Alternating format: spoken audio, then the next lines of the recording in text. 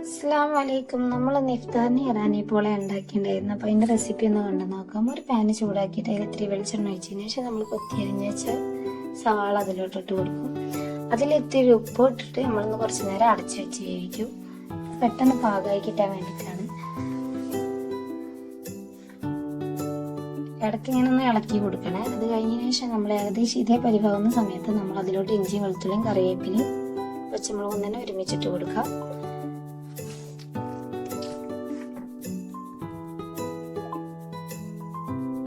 ഇതിൻ്റെ പച്ചമണം മാറുന്നവരെ നമ്മൾ നന്നായിട്ട് വഴറ്റി കൊടുത്തതിന് ശേഷം ഇത് പാകമാകുമ്പോഴേക്ക് നമ്മൾ ഇതിലേക്ക് വേണ്ട ചിക്കൻ ആണെങ്കിൽ ചിക്കൻ, ബീഫാണ് ഞാൻ ചിക്കൻ യൂസ് ചെയ്തിട്ട് ഉണ്ടാക്കുന്നത്, ബീഫ് യൂസ് ചെയ്തിട്ട് ഉണ്ടാക്കാവുന്നതാണ്.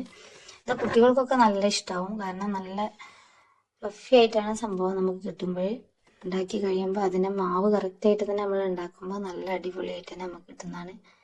അപ്പോൾ അതിൽ ചിക്കനിൽ കുറച്ച് മഞ്ഞൾപ്പൊടിയും മുളക് പൊടിയും ഉപ്പും കൂടെ മിക്സ് ചെയ്തിട്ട് ഞാൻ കുറച്ച് നേരം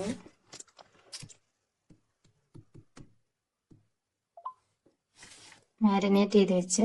എന്നിട്ട് അതൊന്ന് ഫ്രൈ ചെയ്തെടുത്തതിന് ശേഷം നമ്മൾ ഉണ്ടാക്കിയെടുത്ത മസാലയിലേക്ക് ഇട്ട് കൊടുക്കും. ശേഷം നന്നായി മിക്സ് ചെയ്തതിന് ശേഷം അത് ഭാഗത്തേക്ക് മാറ്റി വെച്ചതിന് എന്നിട്ട് നമ്മൾ മിക്സിയിൽ അതിലേക്ക് വേണ്ട മാവ് അടിക്കുകയാണ്. ഒരു മിക്സിൻ്റെ ജാറിൽ 3 കോഴിമുട്ടയും 1 ഗ്ലാസ് പാല്, 1 ഗ്ലാസ് മൈദ, 1 ഗ്ലാസ് ഓയിൽ, ആ ഒരു കൺസിസ്റ്റൻസിയിലാണ് ഞാൻ എടുക്കുന്നത്. ഇതിൽ പാകത്തിന് ഉപ്പും കൂടി ചേർത്തിട്ട് നന്നായിട്ടൊന്ന് മിക്സിയിൽ അടിച്ചെടുക്കും. നന്നായി അടിച്ചതിന് ശേഷം കുരുമുളക് വേണമെങ്കിൽ യൂസ് ചെയ്യട്ടെ, ഞാനത് ഉപയോഗിച്ചിട്ടില്ല, വേണമെന്നുള്ളവർക്ക് ഉപയോഗിക്കാം. അത് ഏകദേശം ഇതേ പരിവാകുന്ന സമയത്ത് നമ്മളൊരു കുക്കർ നല്ലോണം ചൂടാക്കി, ഞാൻ കുക്കറിലാണ് ഉണ്ടാക്കുന്നത്, അല്ലാണ്ട് ഉണ്ടാക്കാം പാനിൽ വേറെ അല്ലാതെ തന്നെ ഉണ്ടാക്കാം. ഞാൻ കുക്കർ നല്ലോണം ചൂടാക്കിയിട്ട് അതിൽ വെള്ളമൊക്കെ വാർത്തതിന് ശേഷം അതിൽ ഞാൻ അതിൻ്റെ എല്ലായിടത്തും ബട്ടർ സ്പ്രെഡ് ചെയ്യുന്നുണ്ട്.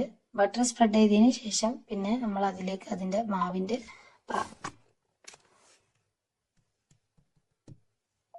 പകുതി ഭാഗം ആദ്യം നമ്മൾ ഒഴിച്ചു കൊടുക്കും.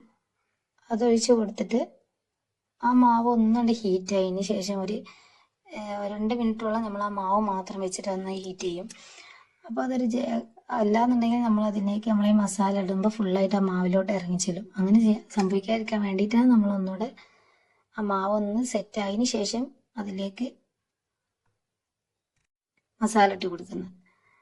അപ്പോൾ ഏകദേശം മസാല ഫസ്റ്റത്തെ ലെയർ ഇട്ടതിന് ശേഷം കുറച്ച് നേരം അടച്ചു വെച്ചിട്ട് അടുത്ത പകുതി മാവ് കൂടെ നമ്മൾ അതിൻ്റെ മേലോട്ട് ഒഴിച്ചു കൊടുക്കും. അതും ഒന്ന് കുറച്ച് നേരം ഒന്ന് ഒരു മിനിറ്റോളം ഞാൻ അടച്ചു വെച്ച് സെറ്റായതിന് ശേഷമാണ് ഞാൻ അടുത്ത മസാലേൻ്റെ ബാക്കിയുള്ളത് അതിൻ്റെ മേലെ രണ്ടാമത്തെ ലെയറിന് മേലിട്ട് കൊടുക്കുന്നത്. അപ്പോൾ രണ്ടാമത്തെ ലെയറിന് മേലിട്ട് കൊടുത്തതിന് ശേഷം അതൊന്ന് സെറ്റായി അപ്പോഴേക്കും നമ്മൾ അതിൻ്റെ മേലെ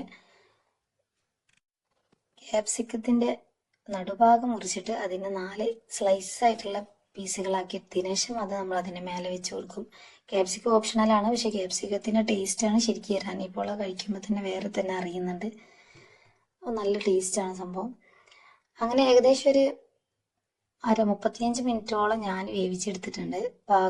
ഒരു ഭാഗം ഒരു 20 മിനിറ്റ് ലോ ഫ്ലെയിമിൽ വെച്ചിട്ട് ഞാൻ വേവിച്ച് അതിന് ശേഷം നമ്മൾ മറ്റേ ഭാഗം മറിച്ചിട്ടിട്ട് നമ്മൾ പാനിലോട്ടിട്ടിട്ട് വേറെ വേവിച്ചെടുത്ത് അങ്ങനെ ഏകദേശം ഇതായിരിക്കും ഇതിന് സംഭവം ഉണ്ടായി കഴിയുമ്പോൾ നമ്മളെ ഇറാനി പോള അങ്ങനെയാണ്. എന്തായാലും സംഭവം നല്ല ടേസ്റ്റാണ്, എല്ലാവർക്കും ഇഷ്ടപ്പെടും. കഴിച്ചു നോക്കുക, അതുപോലെ ഉണ്ടാക്കി നോക്കുക. അപ്പോൾ വീഡിയോ ഇഷ്ടപ്പെട്ടെങ്കിൽ ലൈക്ക് ചെയ്യുക, ഷെയർ ചെയ്യുക, എന്നെ സപ്പോർട്ട് ചെയ്യുക. അതുപോലെ എൻ്റെ ചാനലൊന്ന് സബ്സ്ക്രൈബ് ചെയ്യണേ. അടുത്ത വീഡിയോയിൽ കാണാം.